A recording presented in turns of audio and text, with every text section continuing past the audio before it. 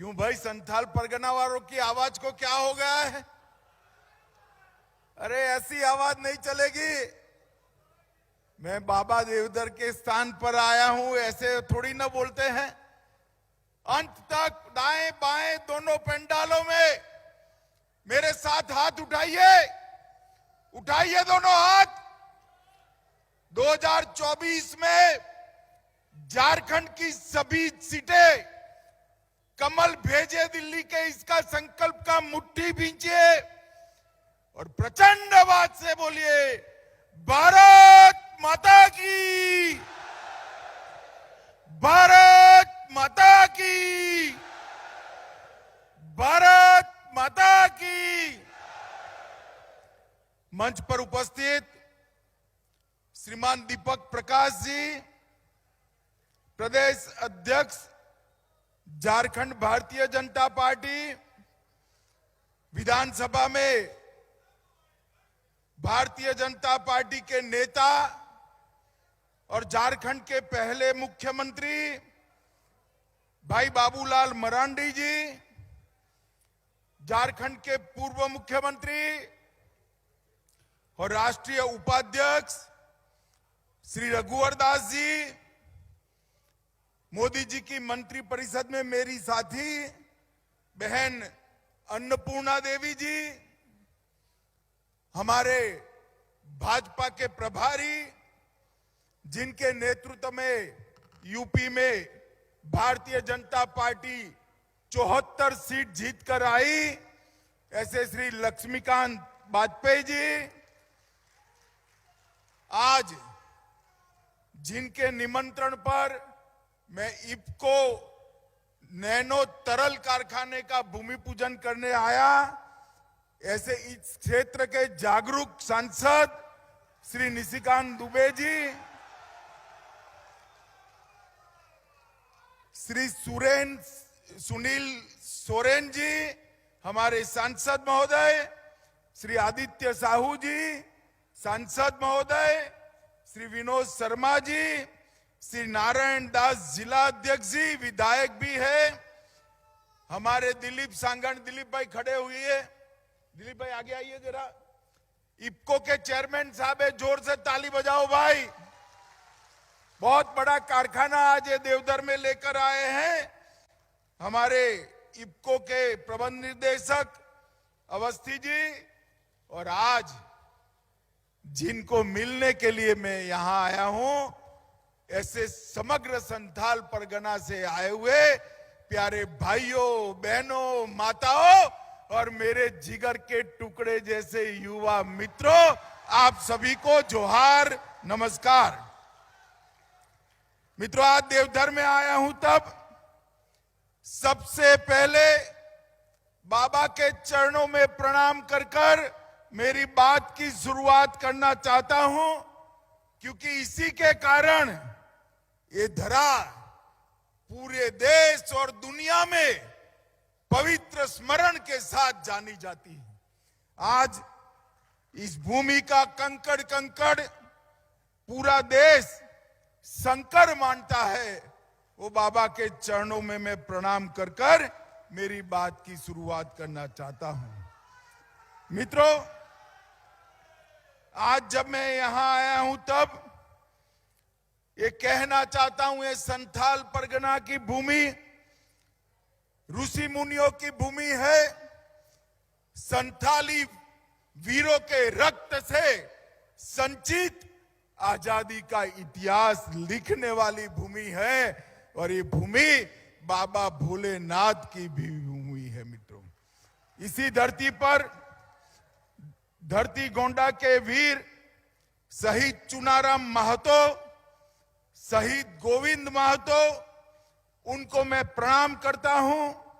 बाबा तिलका मांझी, सिद्धो कानू, चांद भैरव को भी मैं प्रणाम करता हूं, और स्वतंत्रता सेनानी नंद किशोर माझी और जुगल किशोर चौबे को भी प्रणाम कर मेरी बात की शुरुआत करना चाहता हूं।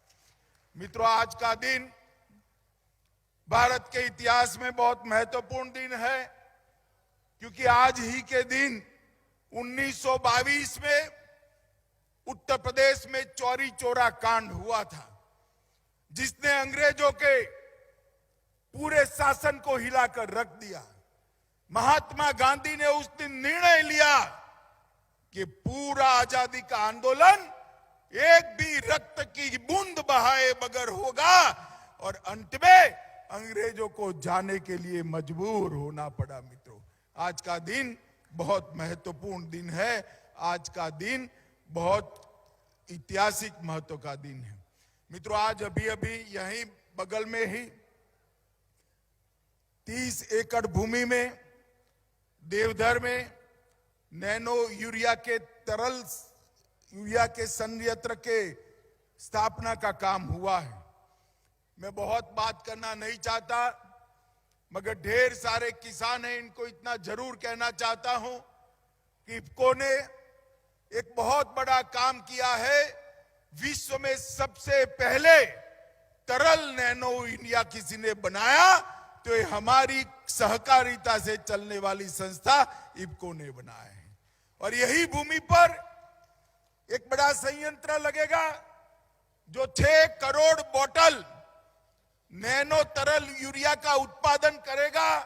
इसका मतलब 6 करोड़ यूरिया की बैग की खपत कम कर देगा। और ये नैनो यूरिया हमारी भूमि का भी संरक्षण करेगी, किसानों के उत्पादन को 1.5 गुना करेगी और प्रकृति का भी संवर्धन और संरक्षण दोनों करेगी। मैं इफ्को के अध्यक्ष दिलीप सांघानी जी को बहुत बहुत साधुवाद देना चाहता हूं कि पूर्वी क्षेत्र में जहां विकास की सबसे ज्यादा जरूरत है, ऐसे झारखंड के अंदर देवधर की पवित्र भूमि पर इस कारखाना बनाने का आपने निर्णय किया है। इस क्षेत्र के पूरे संथाल परगना के विकास के लिए ये बहुत बड़ा कदम होने वाला जाता है। मित्रों, आज मैं यहां आया हूं तब मोदी जी ने अभी अभी बजट संसद में मोदी सरकार ने पेश किया है। हमारी बहन निर्मला सीतारमण जी ने मोदी सरकार का चौथा बजट करा। सबसे बड़ी राहत अगर इसमें कोई दी है तो मध्यम वर्ग में 7 लाख तक की जिसकी आय है वो सभी को इनकम टैक्स से मुक्ति देने का काम कर दिया है।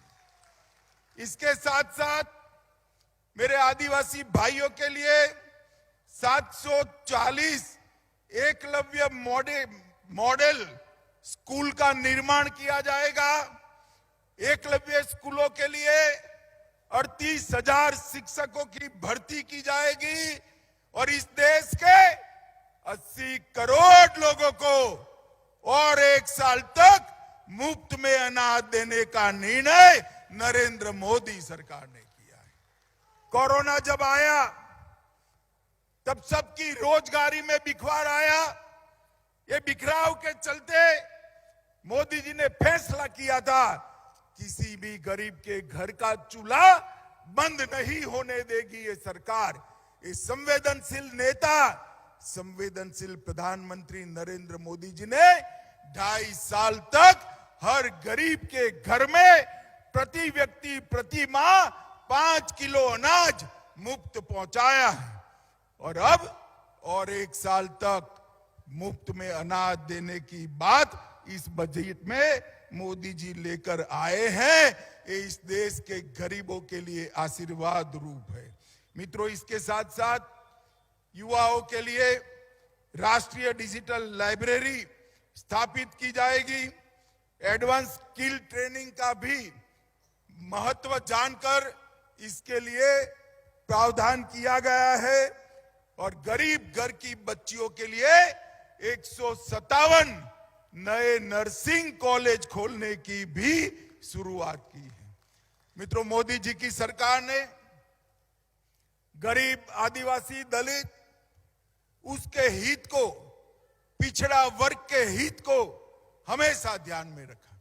अभी दूसरी बार राष्ट्रपति बनाने का मौका मिला तो नरेंद्र मोदी जी ने एक गरीब आदिवासी घर की बेटी बहन द्रौपदी मुर्मू को महामहिम द्रौपदी मुर्मू बनाकर समग्र देश के आदिवासियों का सम्मान किया है।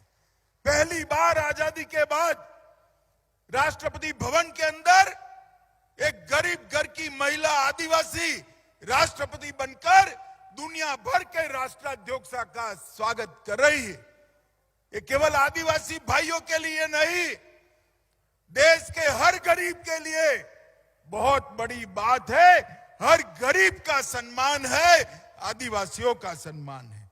मित्रों, अभी जो सरकार चल रही है झारखंड में, मैं कोई झिझक के बगैर कह सकता हूं, हेमंत बाबू कान खोलकर सुन लो, मैं कोई झिझक के बगैर कह सकता हूं कि सरकार भारत में सबसे भ्रष्ट सरकार अगर कहीं पर है तो झारखंड के अंदर।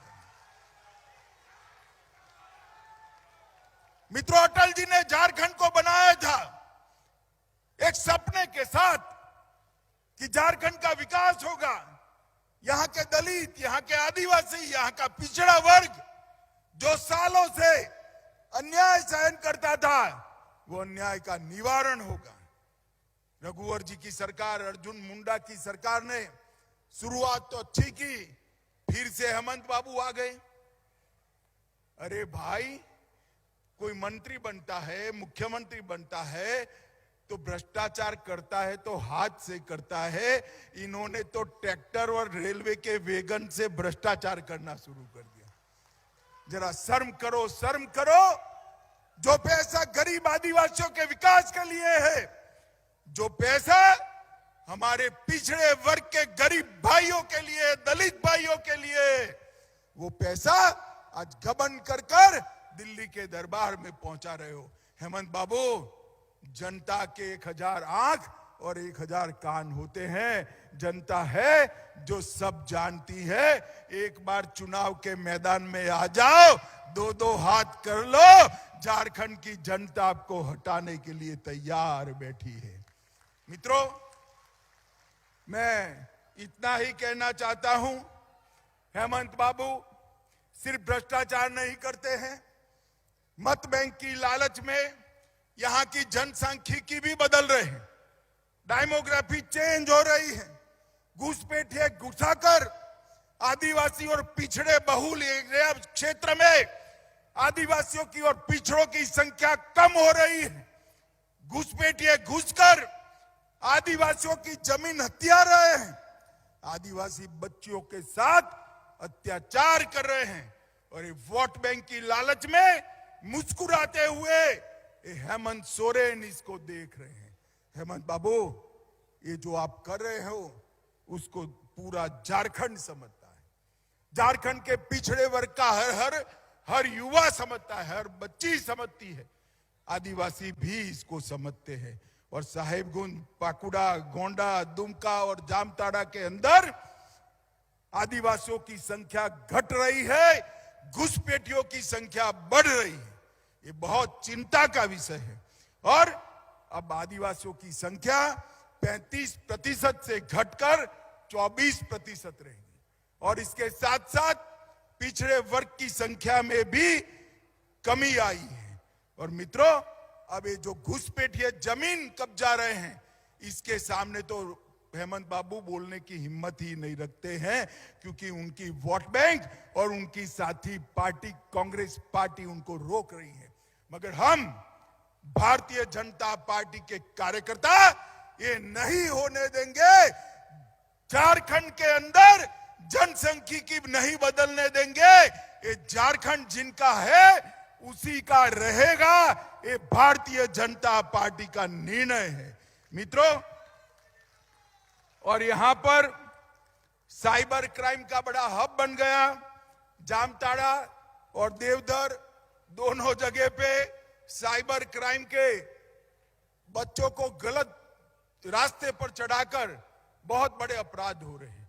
भारत सरकार ने साइबर क्राइम के लिए जितनी भी मदद देनी चाहिए, हेमंत बाबू के कान में ये गुहार पड़ती ही नहीं है, आगे नहीं बढ़ते। ठीक है भाई, मत करिए।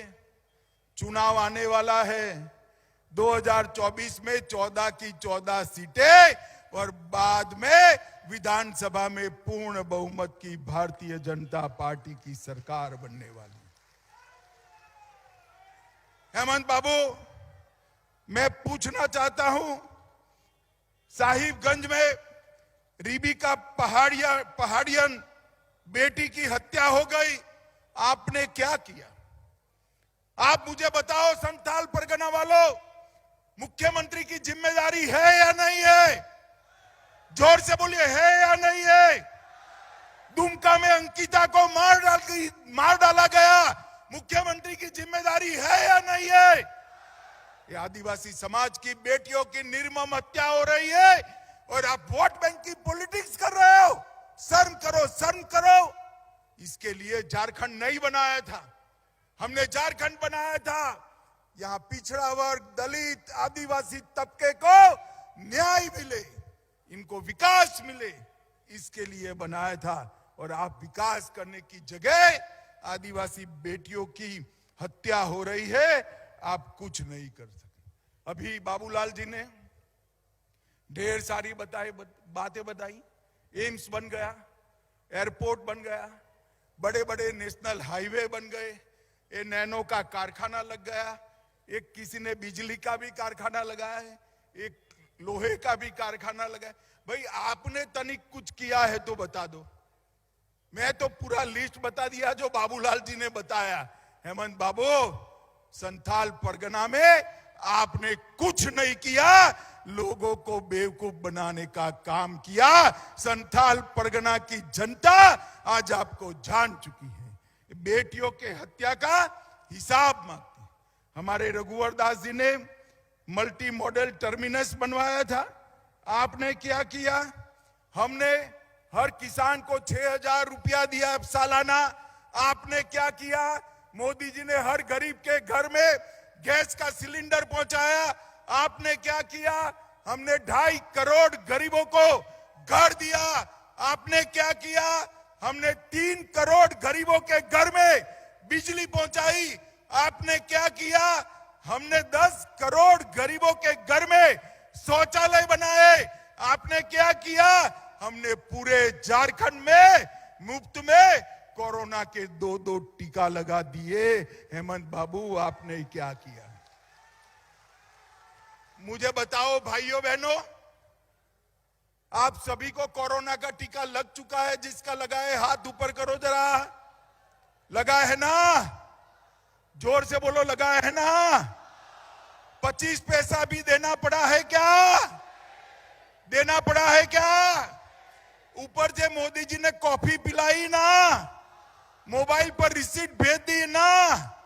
सिर्फ आपको नहीं, पूरे देश में 130 करोड़ लोगों को टीका लगाकर कोरोना से सुरक्षित करने का काम नरेंद्र मोदी सरकार ने किया है। और आप कुछ नहीं कर सकते। हमारे रघुवर जी ने महिलाओं की रजिस्ट्री में सिर्फ 1 रुपये का फीस रखा था, आपने आते ही बंद कर दिया। रघुवर जी ने मुख्यमंत्री कृषि आशीर्वाद योजना की थी, आपने आते ही बंद कर दिया। मित्रों, ये कोई विकास का काम करना नहीं चाहते, केवल वेगनों में भरकर रुपया आए इतना भ्रष्टाचार करना चाहते। मुझे बताओ, संथाल परगना के लोग इस प्रकार के मुख्यमंत्री को आप चाहते हो? अरे जोर से बोल दो, चाहते हो? और जोर से बोलो, चाहते हो? नहीं चाहते हो तो उखाड़ कर फेंक दो इस सरकार को और 24 में 14 की 14 सीटें भारतीय जनता पार्टी की झोली में दी। मोदी जी ने सालों से त्रस्त, उग्रवाद से त्रस्त, नक्सलियों से त्रस्त झारखंड को मुक्त कराने का काम किया है। बूढ़ा पहाड़, पूरा लोहरदगा और कई सारे क्षेत्रों को झारखंड के नक्सलवाद से मुक्त किया है और बिहार के चक्रबंधा को भी मुक्त करने का काम मोदी जी ने किया है। और धीरे धीरे धीरे झारखंड में विकास आने की जगह हुई है, उग्रवाद समाप्त हो गया है। Operation octopus, operation double bull और ऑपरेशन चक्रबंधा ने ढेर सारे नक्सलियों को सरेंडर भी किया है और मुठभेड़ में मारे भी गए हैं। मित्रों, मोदी जी ने डिस्ट्रिक्ट मिनरल फंड के तहत 63,000 करोड़ रुपया आदिवासियों के विकास के लिए भेजा है। भगवान बिरसा मुंडा की जयंती को आदिवासी गौरव दिन के रूप में मनाने की शुरुआत नरेंद्र मोदी जी ने की और 63,000 करोड़ रुपया जो भेजा है उसमें से 8,000 करोड़ रुपया मेरे झारखंड के गरीबों के विकास के लिए पहुंचाने का काम नरेंद्र मोदी जी ने किया है। मित्रों, ये अमृतकाल का जो बजट आया है ये अपने आप में गरीबों का बजट है। गरीबों के लिए ढेर सारी सुविधाएं यहां पर लेकर आया हुआ बजट है। एक क्षेत्र में गोंडा में और साहिबगंज में ढेर सारे काम हुए हैं। जुलाई 22 में मोदी जी ने एयरपोर्ट का उद्घाटन किया, एम्स बनकर तैयार हो गया है और इसके साथ साथ नया रेलवे स्टेशन मिला है। लगभग 3,30,000 लोगों को विभिन्न श्रेणियों में पेंशन दी गई है। देवधर रिंग रोड बन चुका है। जीसीडी इंडस्ट्रियल एरिया में सॉफ्टवेयर टेक्नोलॉजी पार्क की स्थापना हुई है और 100 से ज्यादा कंपनियां यहां पर आई है।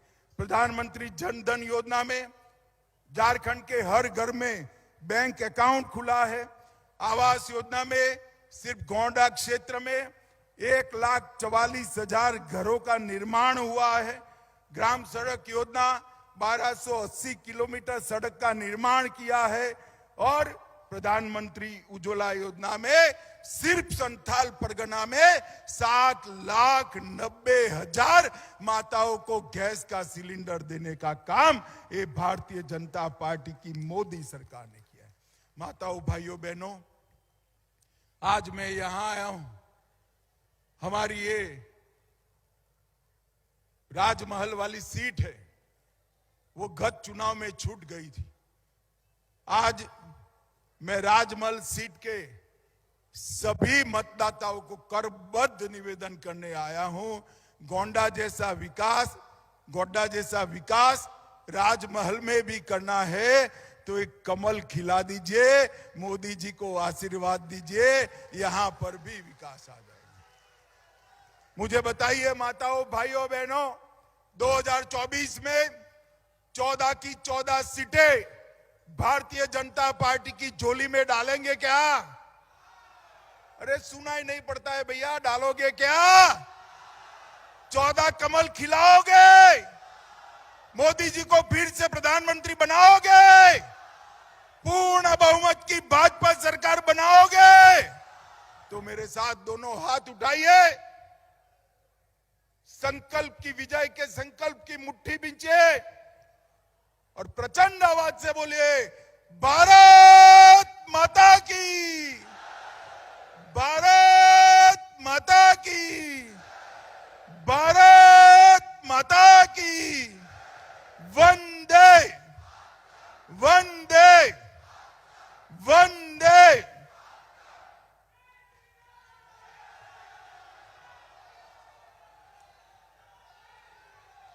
समाप्त की जाती है।